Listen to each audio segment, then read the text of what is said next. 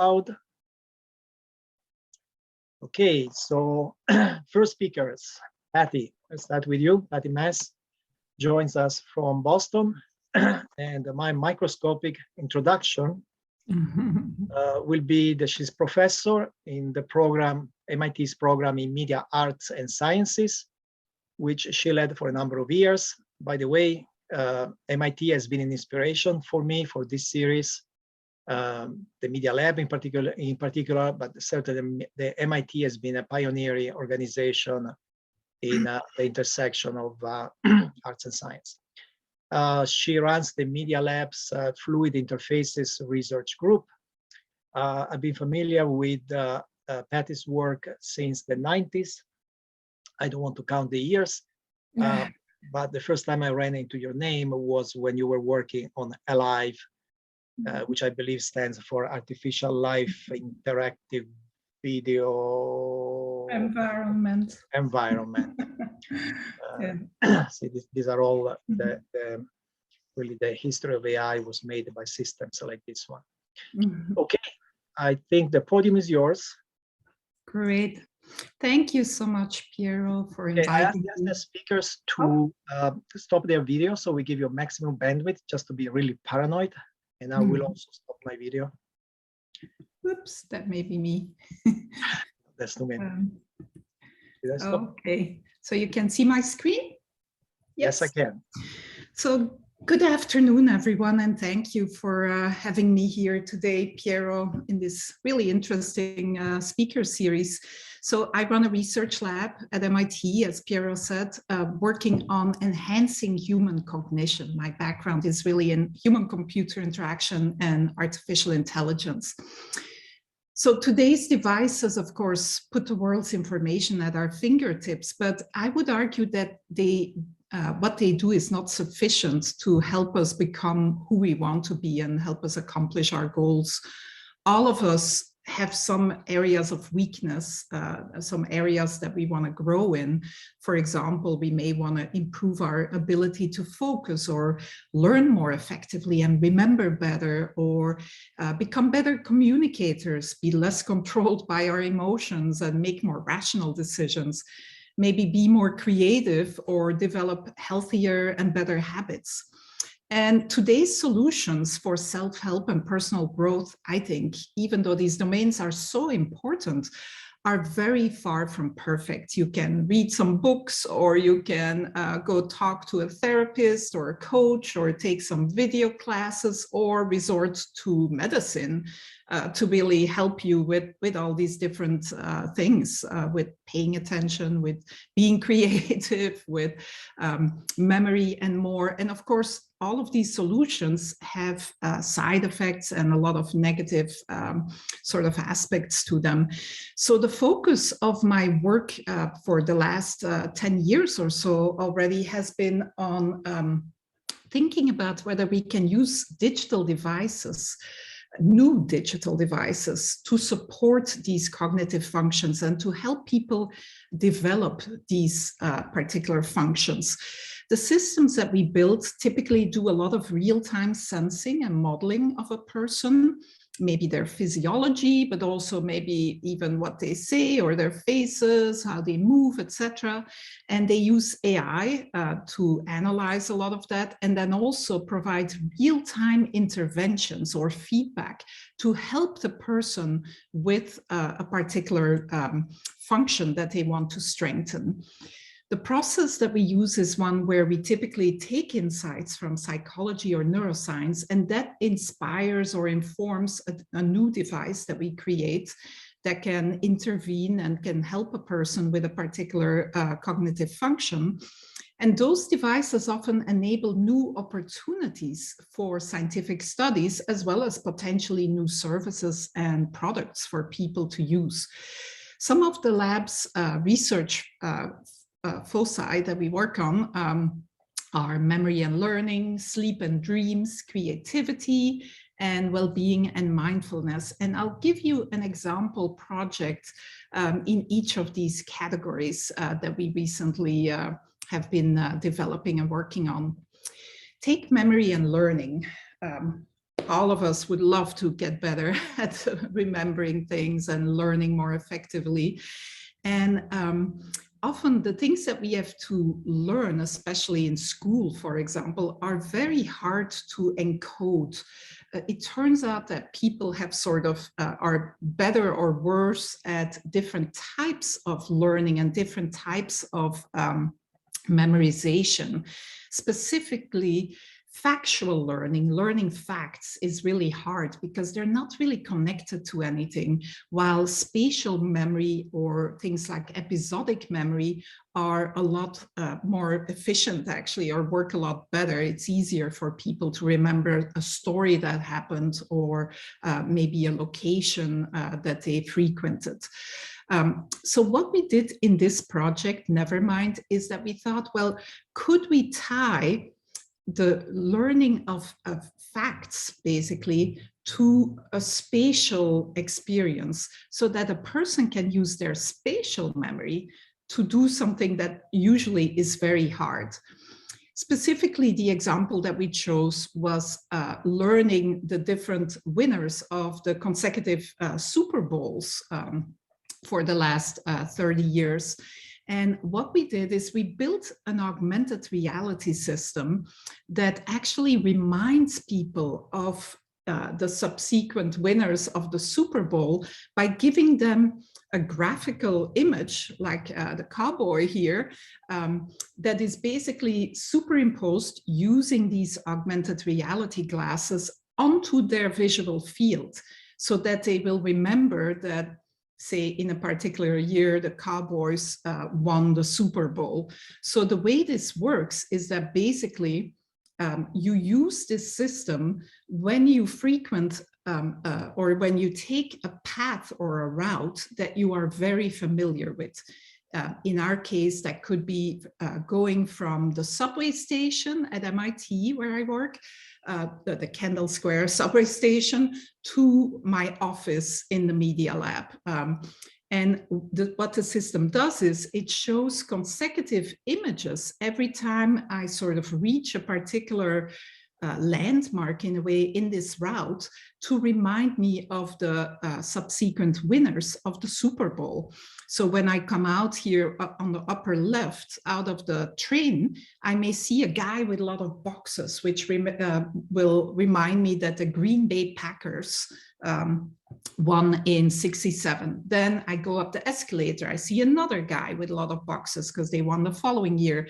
I come out of the building, out of the subway, and I see a jet, obviously not really parked there, but superimposed onto my visual field to remind me that the following year, the New York Jets won, and so on and so on. So we see a little video here of a person actually going up to her office in the Media Lab, and she'll see a dolphin in the elevator to tell her about the Miami Dolphins having won one year, and then some panther to a reminder of the Panthers or the cowboy and more. So it turns out that when we let people experience this, this system, basically, they actually can remember the subsequent winners of the Super Bowl very accurately. And what is more important, they don't forget. So we actually did a controlled study where we had people use our system and other people would study the same amount of time just at the desk on paper, what the list of winners were. And right after people these two groups had these experiences, they did equally well, actually, and they could pretty much remember all of the winners. However, the next day, 24 hours later, the group that studied on paper had already lost half of their competence, or they basically could only name about 43% of the teams that won accurately, and it keeps going down after that, 7 days, etc. Well, the group that actually used our augmented reality system, they effectively tied this memory to this existing route that they know very well from the subway station to their office, and they can just recreate the list of winners by remembering, by recalling, well, what happened when I first came out of the train? Oh yeah, I saw the guy with all the boxes, etc. And you can just retrace your steps and reproduce that list of winners accurately for even potentially months later. We didn't report on that in the paper, but people could still do it months later just by retracing their steps. Another example, we're very interested in my group in sleep and dreams, mostly because it's a very unexplored area actually in human-computer interaction. Even though sleep is so important, sleep is vital for all these cognitive functions, memory, creativity, emotion regulation, attention, health, etc. And of course, there are consumer electronics devices that track sleep, but there are no devices or very few devices that intervene in sleep and use sleep as an opportunity to help people with all of these cognitive functions that I talked about previously. So there is a lot of exciting literature or a lot of exciting publications in cognitive science, in psychology, and so on about sleep. However, they always require these very complicated setups in a special sleep lab with a polysomnography machine, etc. And none of that translates to a person using this at home. So what we have been doing in the last 5 years is developing new platforms for doing sleep interventions and dream interventions as well. Things like the smart mask that you see on the bottom left, the olfactometer on the top right, and more. Let me give you again one example research project that we still are working on actually, and already have been working on for the last 4 years. And that project is Dormio. And once again, it is actually inspired by actually some anecdotal evidence primarily of people, especially famous scientists and artists like Edison, Dali, Tesla, and others. They all have are known to have used this technique where they actually force themselves to dream about something in order to come up with some novel, some very creative ideas related to a particular problem. In fact, Thomas Edison, in his statue that you see in the middle there, he's even portrayed or depicted with a steel ball in his hand because he loved that technique so much. The way he would use this technique is that he would think of a problem and then let himself drift off to sleep while he would hold that steel ball in his hand, forcing himself to think about that problem as he was falling asleep. And of course, at some point, the muscles of the hand relax, the ball drops to the floor, and that would wake him up and enable him to capture some of his dreams, some of these dreams that happen at the beginning of sleep onset, this period that is called hypnagogia. And he would that way be able to capture these more creative ideas that he would have around that same topic that he forced himself to think about as he was drifting off. So Dali is credited or has credited the picture on the left with that same as the result of the same process. So we actually have built a device that makes it easier for anyone to use this technique. And we call it Dormio and refer to the whole process as targeted dream incubation. You can basically incubate dreams with a certain theme using this device. So we have this glove or these sensors on the hand that you see in the bottom left that track things like the muscle flexon, your heart rate, and your electrodermal activity. And all of that is used for the system to know whether you're asleep and what stage of that early sleep you're in. And we have an app on the phone that based on that physiological data will speak to you, either waking you up or prompting you to remember to think about a particular prompt or a particular idea that you want to be creative around. So you can actually record the prompt, the thing you want to dream about, and then it plays that for you as you drift off, reminds you to think of rabbits, forks, whatever. And we have a whole protocol for allowing a person to sort of drift off into that early dream state, the hypnagogic state, which is very similar to REM, but in terms of the types of dreams you have. And we then wake you up after a little while to ask you to report on your dream, and you just speak them, and this app records these dreams. And at the end, you can just basically see all the dreams or hear all the dreams that you had.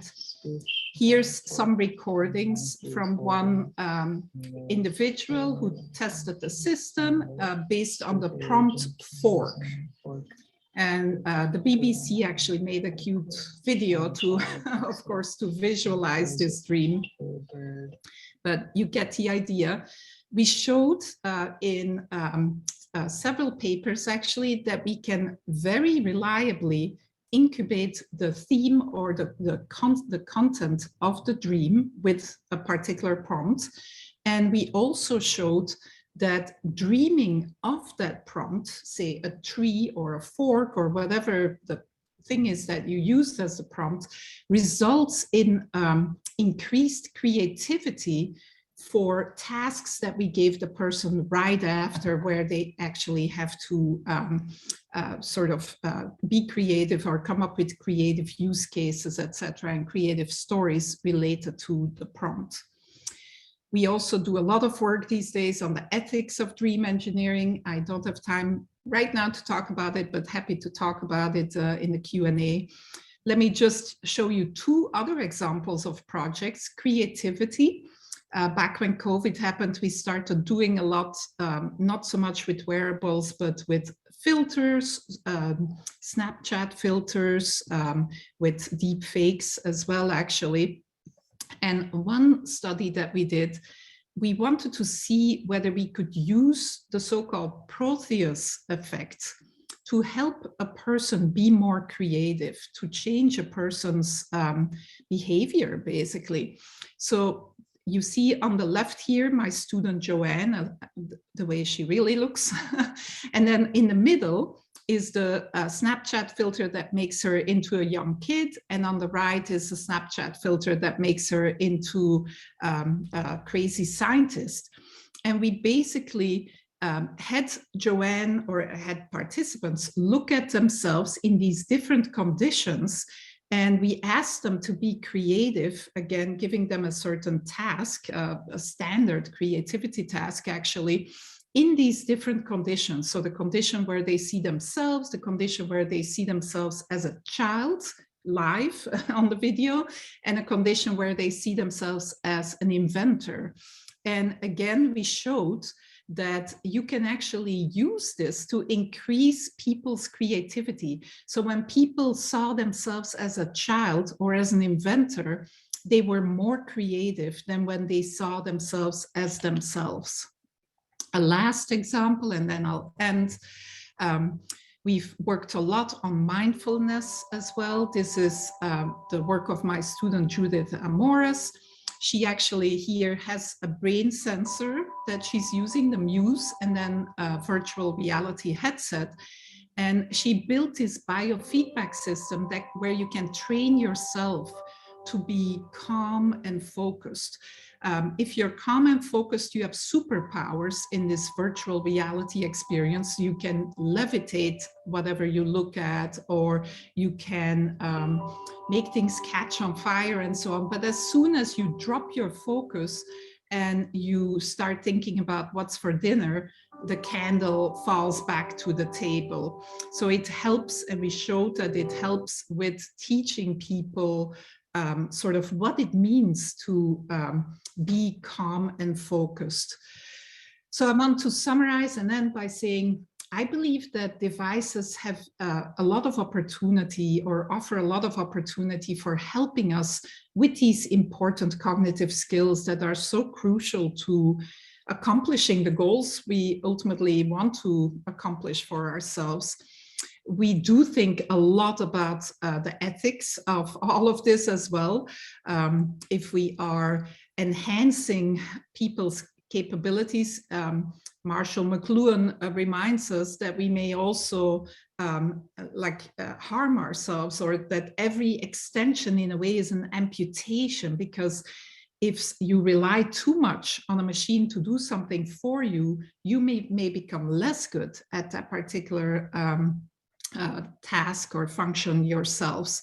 So we talk and think and design variations of our systems to deal with issues such as avoiding overdependence and emphasizing that people internalize certain strategies and techniques and so on, and to make sure that people feel they are in control, they understand how the system works, they have input, and they can guide the system in the direction that they want to use it. And of course, privacy and equity are very much on our mind as well. So I'll end there because I think I'm out of time, and I'll take some questions. So first of all, you are not out of time at all. Oh, okay, good. Yes, actually, I have two questions, and then we see questions from the audience. The first one is provocative. The reason we know that Homer wrote those great poems is that people were able to memorize. Now, the Odyssey, I think, is 12,000 lines. Mm-hmm. Now, I had trouble memorizing the 3 lines I said of your bio. So how did we lose the ability to memorize a 12,000 line poem, and how do we get that back? I mean, they didn't have virtual reality, they didn't have AI. Well, but they had the memory palace technique, which is, and I have to totally be honest, which is what inspired us to make that Nevermind system. So it was very well known that the Greeks and the Romans used this memory palace technique to give very long speeches or remember very long stories or readings. And they would do that by imagining a palace, basically, in their mind, and their speech, parts of their speech would be associated with different parts of the palace. And you imagine a trajectory through the palace, and you remember how or what part of your speech is in every part of your palace and on every part of the route, basically. So they use this exact same technique, actually, and it's something that people can learn. And the exciting thing, I think, is that some of the people that came through our study, once they had experienced this, they said, aha, I understand now how I can memorize something more effectively. And they didn't necessarily need the same system the next time they had to memorize something, because they actually used that particular memorization technique to help them remember things. So that's what excites me, that I think we can give experiences to people with these systems that really teach them something about themselves and about their potential.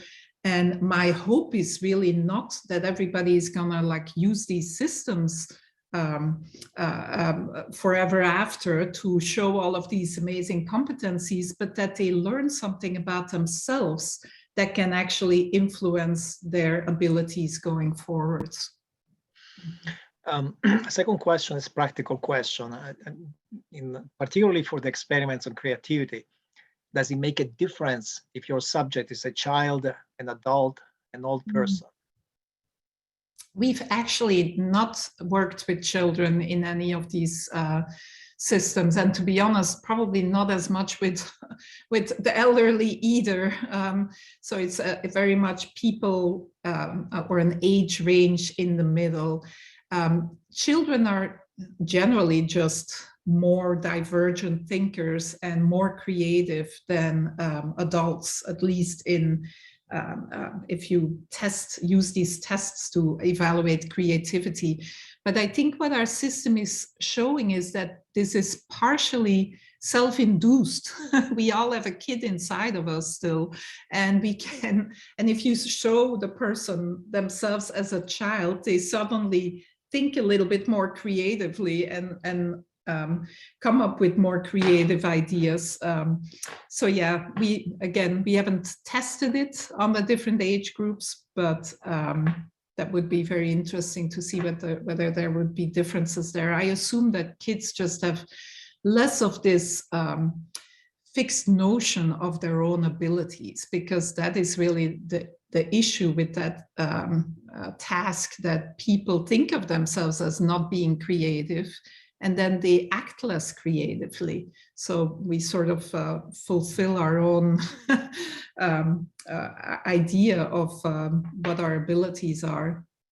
Good. You have 4 questions in the Q&A. Mm-hmm. You want to read them yourself, or should I read them? Oh, sure. So is the first one in Nevermind? Yeah. So in Nevermind, you used static images. Is there any different response? We haven't tried dynamic images. That would be interesting, but anything that sort of is more novel works better. Basically, we learn better.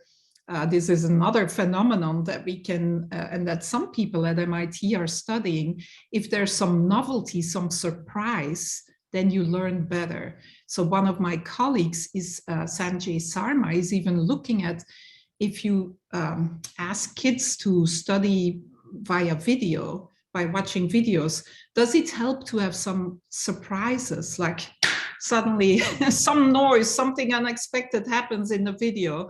Does that result in the kids learning better? Because it's known that unexpected things like this actually result in better memorization. So the same may be true for dynamic images, that they're just more exciting, more novel, and as such may make it even easier to remember things. Are you looking at the QA? Yep. Yes, I'm looking at the, so let's see, sorry.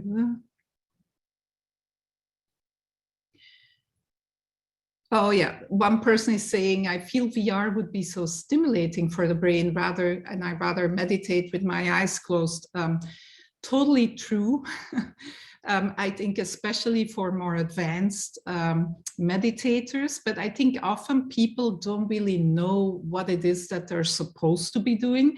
And so getting this biofeedback in VR actually helps you sort of get more of a sense of what does it mean? What is it that I'm supposed to be doing? And you get very concrete feedback about whether you're doing it or not doing it, basically. And that can be helpful, I think. Yeah. We are reading two different set of questions. Maybe you read in the chat. Oh, I am reading the chat rather than the Q&A. Sorry, everybody. Oh, I see Caroline there. Yes. Let's see, which one should I start with here? Because I see 7 questions. So, my thoughts on the metaverse. Let me take that one, for example. Well, the metaverse is obviously not a new idea. It's been around forever, and yeah, we'll see when it happens. One day it probably will happen. I don't think it's going to replace real life, but one aspect of it that I think is exciting, and my colleague Judith Donath has written a lot about that, is that it gives you a little bit more of a sense of where the people are online, basically. I mean, right now, when you go to a website and you're reading something about, say, the Memory Palace, you don't see the other people that are reading that same webpage at that same time. And so I think it is exciting to put the two together, to put content and people together, so that when you would go to some part in the metaverse about the Memory Palace with all the papers, whatever about the Memory Palace, some images of the ancient Greeks and Romans that used it, etc., maybe you would see the other people that have been there, or the other people that are right there right now, and you could chat with them and so on. So that whole aspect I find very interesting. But I think personally, I think we're still a long ways away from doing it in a really interesting way. Yeah. Let's see. Do we have more time, Piero? Yeah, so let's pick.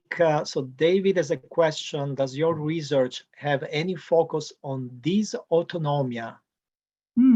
It says Rosalind Pickard's, and I'm curious what is talking about. Yeah, maybe David can speak up and say what dysautonomia is. I thought I don't know whether the audience can speak up as well. Okay, let's go to the next one, and then we see if we can clarify that. Suya, she's asking, do you think that adding too much technology in our life might have some downsides, like more and more dependence on gadgets and apps? Yes, definitely. But at the same time, I would say, I mean, this is the history of humanity, no? we invent things that we then become dependent on. They free us up in some ways to do other things. We're not growing our own food anymore, or maybe we are again as a hobby. But yeah, all of these things that help us and improve our lives, they also, there's always another side of the coin that you may lose the ability. I doubt that most of us could, from one day to another, even if we were given the chickens and the seeds, etc., that we could grow our own foods successfully and provide for ourselves. So I think the same is true for some of these types of technologies that we're inventing, basically. Again, I'm most interested in teaching people about their own abilities that they may not be aware of, and giving them experiences that may broaden their views of what they can do and give them skills to accomplish more. And I didn't talk about that as much today, but I'm also interested in helping people that do not have, or that have weaknesses, serious weaknesses in some area, or that have lost a certain ability, like helping the elderly with memory augmentation, for example. I think is ethically also sort of a good thing to be working on. And in that case, maybe dependency is not a bad thing, actually, if you're restoring an ability that the person would otherwise just not have. Yeah, good point. Caroline is asking you to expand on the ethics of devices for sale versus techniques that are often offered in a teaching context. Yeah, thank you, Caroline. So yeah, I think the main problem with the whole digital commerce area, I mean, with consumer electronics in general and all the apps and so on, is that the consumer is ultimately not the one whose best interests are in mind. And that's because they're not the one paying. If we paid more for software, for apps and so on, then maybe that software, those apps would be built for us. Or to in mind, I mean, with us in mind, and the incentives would be more aligned. But the whole financial model, of course, for apps and digital services and devices is advertising. And so the whole, I mean, they're not designed to help us. They're designed to show us more ads, basically. So I think that the only way things can change is if people realize that that we have to pay for so that these incentives are better aligned, basically. Yeah. Let's pick one last question. Carl is asking two questions, and I think the second one is interesting. And he was asking, for Nevermind, how were the rooms for the Memory Palace decided?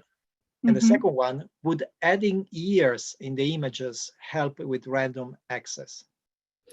Yes, probably a good point, because right now, and I know it from having it tried myself, you have to start from the first one to get to the right one.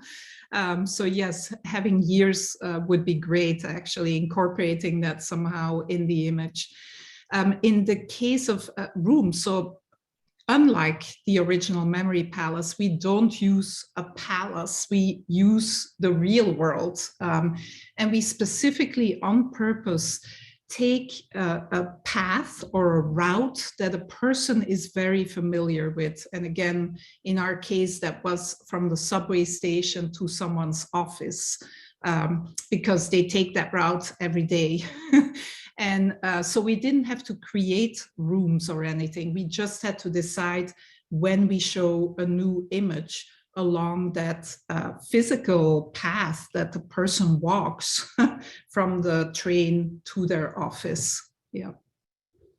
Perfect. I'm